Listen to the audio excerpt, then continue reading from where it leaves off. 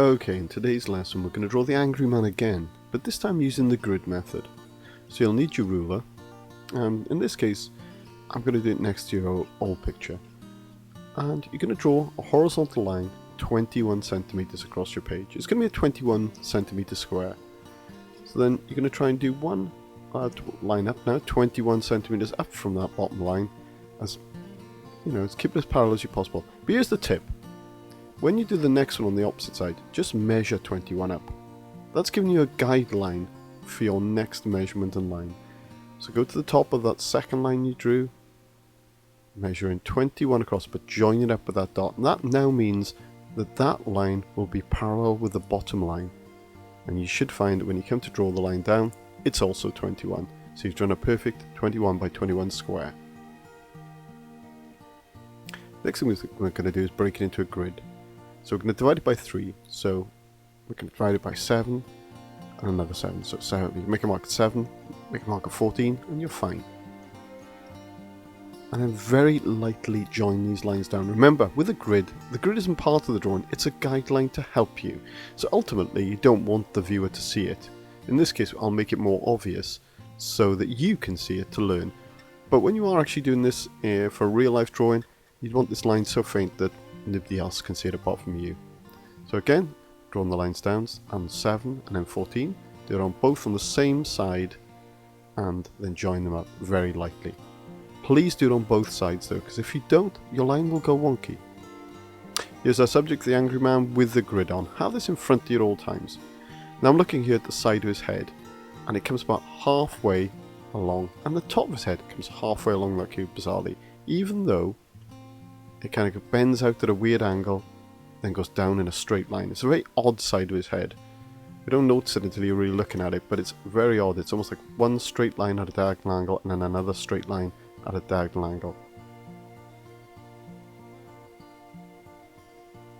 I'm just going to add the ear now. Look how far it comes out, how high it comes up on the picture. Just look at it. Is it a quarter up? Is it a third up? Look at those. That's the thing for detail. That's going to give you the guide. You're almost using maths now to inform your drawing rather than your natural ability. So the other side is pretty much the same. His head seems to come out halfway and also halfway at the top, but it's a gentler curve. So it's a straight line up with a gentle curve at the top, probably more like you'd expect it to look. And again with the ears, look how far up it comes. It's almost halfway where it comes down to. It's kind of like a dot to dot picture. You're looking at where it starts and where it ends. Add a little bit of detail, but not too much. Because the problem you can have is that sometimes we add a lot of detail and then we find out it's wrong. And it's the most painful thing in the world to have drawn something really well and then just find out it's not right. And you've got to rub it out and start again. So going down the side of the face, you're looking at where it starts and where it ends. This one gets slightly wider as it goes down the face. Okay, then look to where the ears stop and draw it in. Press lightly. It's the biggest gain you can have as an artist. This is your advantage. If you press lightly, it helps you to guide where things are. Notice how I'm just marking out areas there. I'm making a little mark where I'm going to draw the line to, and I'm trying to copy the shape of that line on its journey from one dot to another. As I'm drawing, I'll find out that, you know, as this drawing develops, I'll find out I've not quite got them in the right place. But I've got them accurate enough, and I've got them light enough that I'm going to be able to rub them out or change them and adapt them to how the drawing develops. Okay. Just keep working, keep drawing your way through it, and feeling your way through the drawing. This grid will help you enormously for where you aim one line to the other and where they join up and where they connect. But you will still have to use your artistic eye to look at how to draw that line. But it's a great help if you do look and join it dot to dot to start off with. Look here, I'm drawing the eye, I'm looking where it starts on that line and where it ends on the vertical line going up. I'm noticing little weird things that actually, although I thought the eye was bigger than it was, it actually hardly goes into the line below the line that I'm going on. So just a tiny fraction of the drawing is actually above and beyond those lines.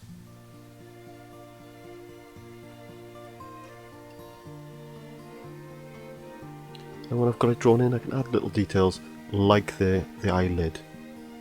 Now I've got that one in, I'm going to look at where the other eye is. So I'm sort of measuring from halfway. How far from the halfway mark is it? And then drawing out how far up that vertical line it goes, and how far along away from the vertical line towards the right hand side it goes. Just joining up how much below the line it is, and on this drawing it's almost on the line. So as you can see, although this is the bigger eye of the two, it doesn't really drop below that vertical line, that horizontal line at all.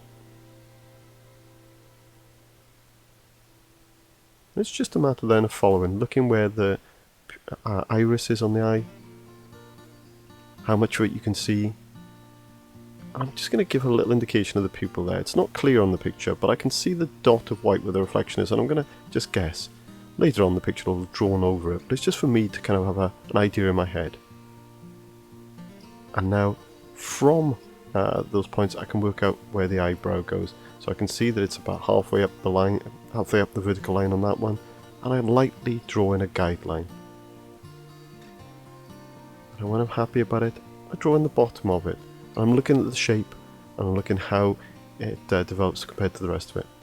While I've got that one in, I'm going to go over and try and lightly draw in the other one and give a guideline for that. It's not as high up as the first eyebrow, so I know that I can aim a little bit lower. You can see very faintly I'm drawing in that line, so if I make a mistake, it's easy to get rid of. And then drawing it back in. This is still a guide, because later when I shade it in, I will change the thickness of it, and I will change aspects of it. But it's what I need at the moment. Now looking at the nostrils, and I'm realising it comes down maybe a third of the way down, maybe a half at the end. Looking where it comes compared to the eyes. So I'm doing it now from the eyes, it's eye width apart, and I've got a good guide then of where to draw it. Again, as I develop this drawing, this nose will change, but I'm giving myself a very light guide, so I've got something to work from. And I'm looking at how big the nose is. For my eye, at this point, the nose doesn't look low enough down, but most of the measurements are pointing that it is, so let's see how that develops as the picture goes on. Now I'll leave you to watch for a bit as I'm just doing exactly the same thing again. I'm looking how far down rather, that mouth starts. So it's about a quarter way up the picture, and on that side of the mouth it goes to the corner, corner of the cross of the actual vertical and horizontal lines connecting. On the other side it isn't quite though, doesn't quite make it. The real secret of drawing with a grid is kind of using measurements, constantly looking. At the moment you can see I'm thinking, well that's halfway down, but it's not quite halfway. Is it a quarter? And I'm drawing my line into it, give myself a little guideline of how far the mouth moves down the page. The top lip comes nicely to the kind of cross point there, but the bottom lip is just to the right of it. And I'm bringing in more detail on the lip there. But constantly you're asking yourself, is this halfway across? Is this a third of the way across? Is it a quarter? Is it slightly less or more than those measurements? They're measurements that we can see with the human eye. When it comes to being very exact, we could measure in millimeters, but these are measurements that we can gauge ourselves. We can guess where the halfway mark is. We can guess where a quarter is. We can guess where a third is. They're easy to see, and they can help us in this drawing process greatly. So use those measurements, and then use guidelines to give yourself a kind of space where, yes, the mouth can't go any further down than that, and it won't go any, won't go any lower or higher. So use those and draw. Quite often when I'm drawing the detail in here, I'm still giving it, pressing it lightly, and just using it as a guideline. These teeth may change later as the drawing changes and as I add tone, or I may discover that the mouth isn't quite in the right place, and I may change it. Hopefully I won't, but I'm keeping it light just in case. Okay, adding a bit more detail to the chin now, seeing where his double chin kicks in. He really is angry. And notice I'm using a line, and it's a broken line. It's hard in places, but then in others I leave a bit of a gap, or I press so lightly you can hardly see it.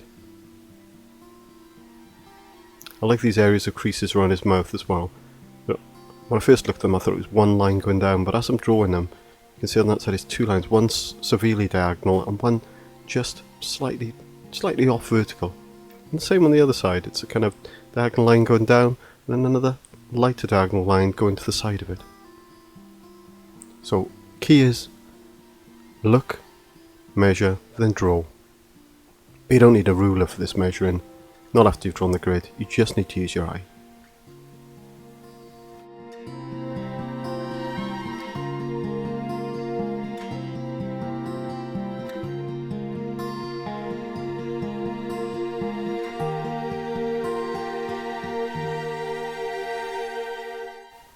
Just moving on to the t-shirt on the left hand side, and I'm looking how far down from the ear it starts and then how far down on the edge of the page it starts there, and it's almost a straight line across, but I am bearing in mind that on the image it's so light you can't actually see where it is, so it's all going to be about the tone, about how we draw that in later and colour in.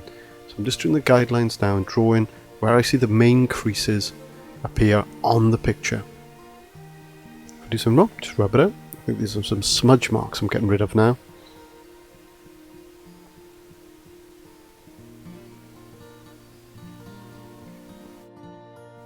Now I can have some fun drawing around the detail around the eyes, drawing those creases and wrinkles in, and working the way the creases and knots of his contorted face are causing along his nose, the centre of his nose, and the corner of his eyes, just underneath it where the bags of flesh hang out and the little wrinkles go over as the face is squashed together. Look at the picture carefully, look at the photograph carefully, and then draw what you see. And press lightly or hard, depending on the strength of the line that's there. Later on we can go back and enforce these a little bit by the shading that we do, and have real fun making them the 3Dness of them really pop out using tone.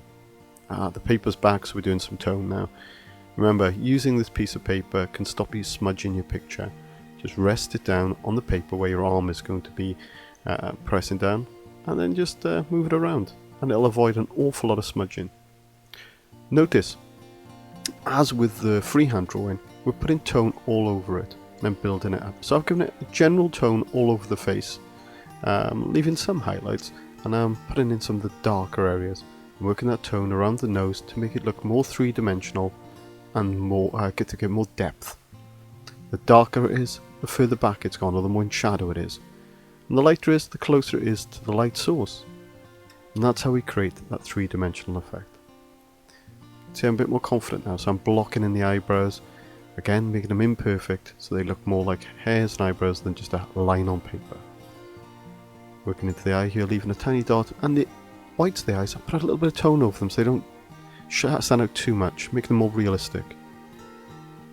Just a little bit of tone there around these details is so worthwhile. Looking inside the ear as well. Take your time, look at the tone and build it up gently, from light to dark, and then you can go back and improve on any bits you need to as you go along.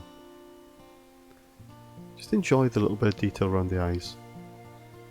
Remember, you can afford to do a reasonable amount of tone, because at some parts it can be so black they will distract you and take your attention away from the tone that you've drawn elsewhere.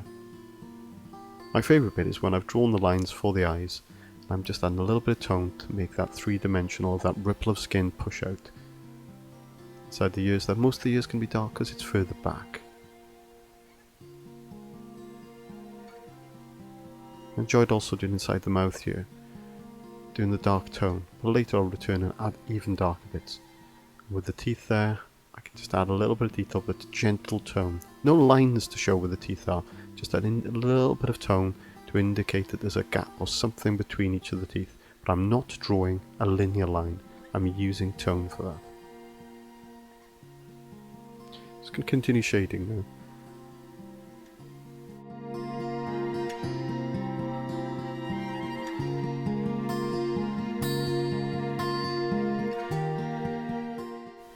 I think you can see now that the more tone I'm adding and the more time I'm taking to add it, the more realistic the face is looking.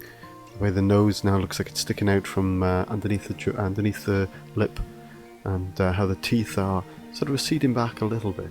The ears now look further back, and the face, the eyes, the detail around it really do look like he's scrunching his face up.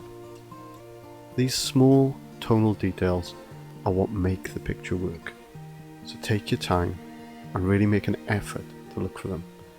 Now it's important now with the shirt that we get some textures on there and some detail on it and some tone on there, because that'll again make the face really stand out. So though we've done the face with quite a bit of dark tone, we will need to add that attention to the shirt as well. So you're going and blocking some of the reasonable tone, add in some of the darker tones on there, but I'm making sure I leave enough space for those highlights where the folds in the fabric have pushed up and the light is hitting them. This is a balancing act. You're working on the tone of the shirt, but you might return to some aspects of the face to put in more detail. So as the shirt is shaded in, you might think you need to add a little bit more to the face to make certain areas stand against it. There you go, we've finished now. So it's your turn. Good luck.